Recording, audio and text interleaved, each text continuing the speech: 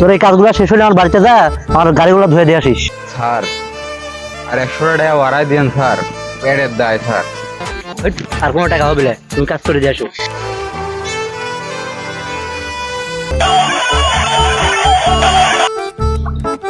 Hello ভাই দল তো ক্ষমতায় আইছে।